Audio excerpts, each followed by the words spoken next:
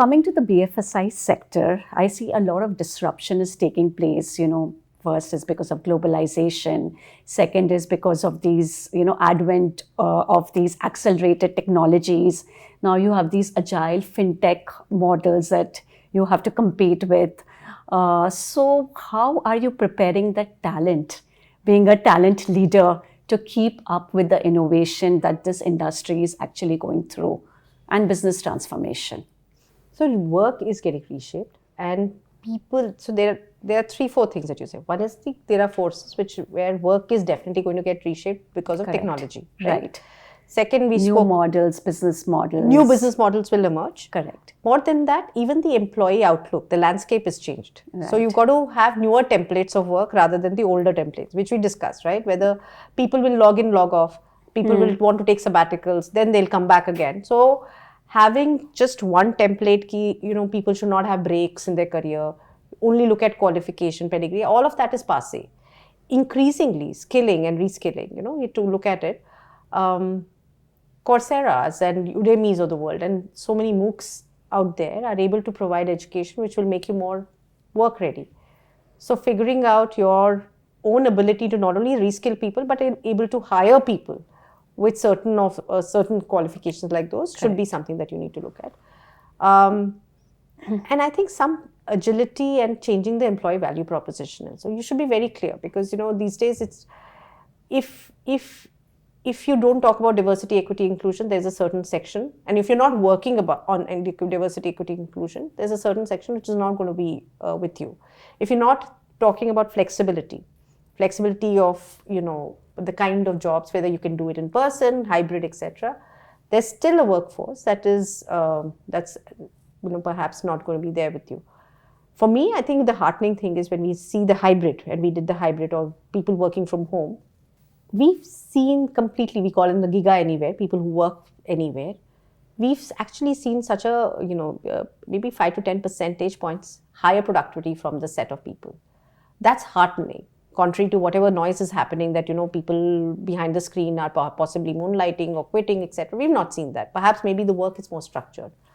And the second thing is, given the technology and, our ability, I think the work itself is changing, the business model is changing. So if earlier it was transaction ops where you had to do data entry, now it is governance ops, tech ops or ops tech, where you need to know tech and you possibly are doing a governance. So there is an amount of reskilling and upskilling that needs to happen in which we are investing hugely. So you get an outcome from this reskilling, upskilling that, people add on to their tech skills to be able to contribute to the newer, development of new style of working. Absolutely. Okay. Absolutely.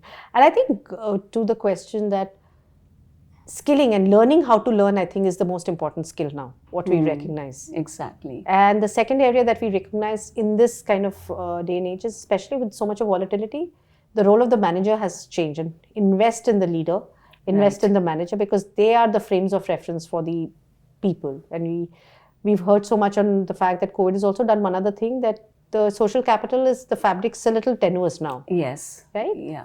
It's the manager's responsibility and perhaps the team which can build back the social capital. Hence, skilling and reskilling and retooling the manager is also very, very critical. Yeah. So this is also a very ongoing problem. And, so we've been hearing that when the Gen Z, the younger lot, join the workforce, developing social capital will be very, very essential because they are not that social in nature. They're not very communicative in nature. And probably, their mode of communication is so different. So how will workplaces deal with that? Ultimately, jitna bhi tech ho jaye, we are all humans. Right. I think what builds a tribe, a squad is similarities. As humans, we look at similarities rather than differences. Even when people come in, I think it's just they want to figure out. And I think for me, the big learning is the younger population actually come to work to network. Right? That's the big learning. They want those bonds. They want that feeling of squad and the tribe and everything else. So how can an organization work and foster that? Right. Managers bring out the similarities, highlight the similarities. We are same, maybe we are different generation. Understand that and listen. listen and give a space for people to have conversations and make them feel empowered. It's a difficult one, but through collaboration, through spaces for conversation, we've seen some impact. I think having groups, in many offices, they do something like a pet group. If you've got senior citizens at home, they make groups wherein you can discuss how to take care of elderly people, and those kind of things do help. But 10 years down the line, when remote working is again going to pick up more, and with another kind of population who's going to come to the workplace, probably there'll be different ways of communication and developing social bonds.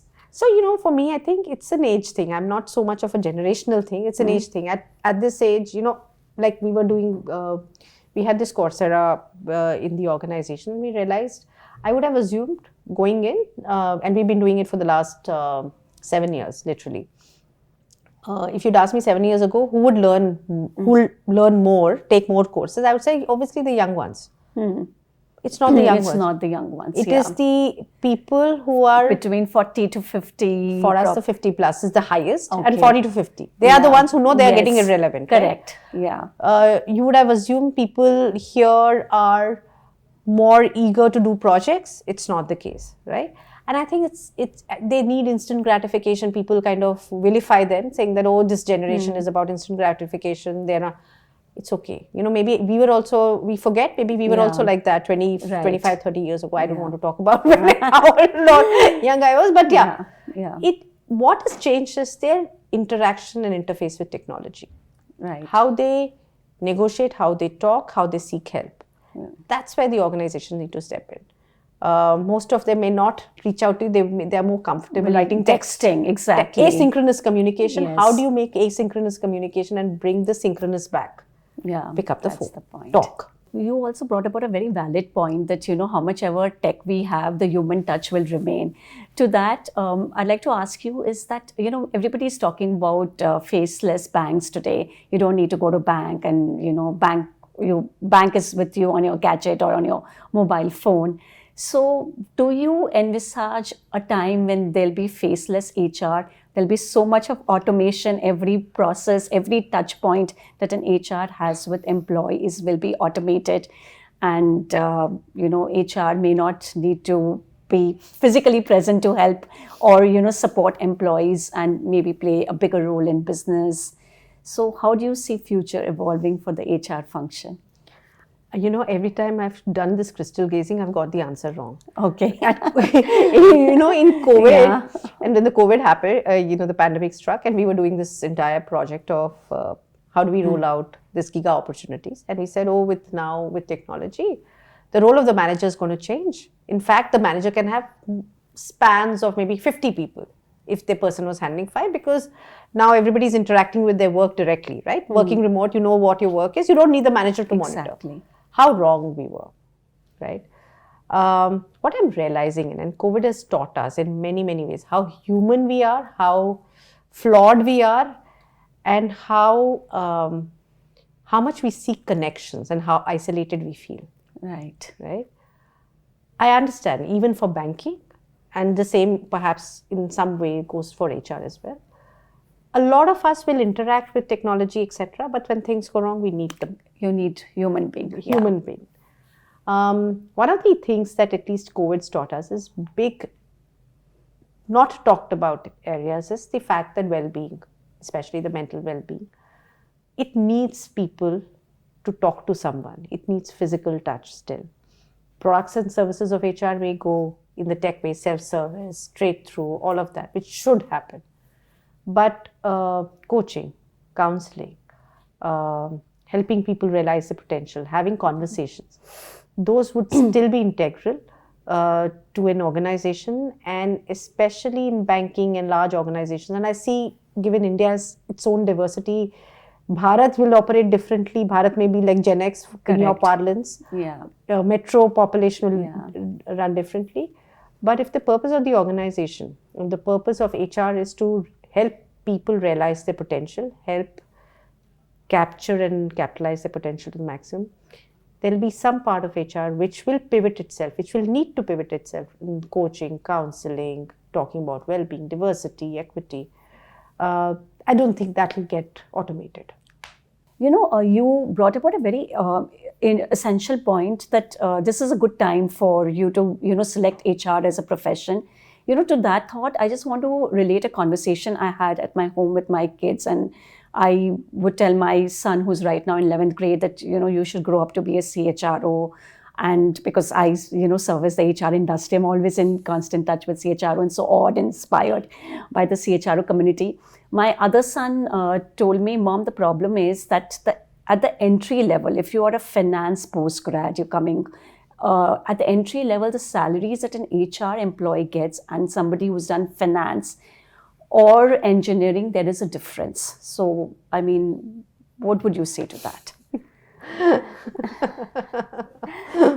Because this generation is so, optimum oriented, and, for them, their priorities are in place. So choose a space, I would say, choose a space where you are good at. Don't look at salaries, salaries will come.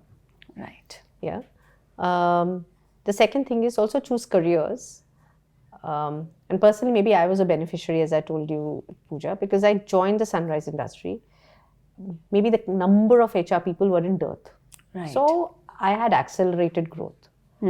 So I, in that sense, was very fortunate. So I would never complain about, usko zyada mila, isko kam mila. But I would tell your kids and anyone who wants to join, it's an exciting space. It has data.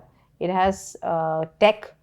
It has understanding of human behavior, psychology, and understanding of business. So it's an amalgam of multiple roles in the organization, and HR is not an easy profession, right? There are no right or wrong answers. It's not straight through thing. So, which is where it makes it more exciting for people who crave that and who are observers of human behavior and want to pursue that in a large scale in organizations, right? Yes. No, I'm glad that I brought this up because, I think the viewers will really benefit as to how you describe the persona of, what HR leader can do and the multiple facets and aspects of HR. In the last, Rajkamal, is there anything else that you would share with us being a HR leader of Axis Bank? Anything that we've not touched upon and you would like to share? I think we talked about most of the topics, but I think as on a personal journey for especially people who are aspiring to be in HR or aspiring to be in any profession, first figure out what are your strengths, and it's not an easy journey. Figure out what your identity is in terms of what gives you joy, etc., and where are you in flow, because increasingly I think it's about being in flow. And it's okay, you have to reskill. If you have to reskill and change your course, it is possible these days, right? Many of you and many of the next generation will have multiple careers. Right. They will not be sticking to one career, and they will be dabbling with many, many things. The only advice I will have is be resilient. And one regret I have is maybe take feedback early on. Okay. Feedback is good. Feedback is truly a gift, and use that to work yourself. So if you're more, the more self-aware you are, right, the more in peace, and you will be not only in greater flow, but in terms of your relationship both professionally and personally, I think you'll create far more impact. Interesting advice coming from the President HR Head of Axis Bank.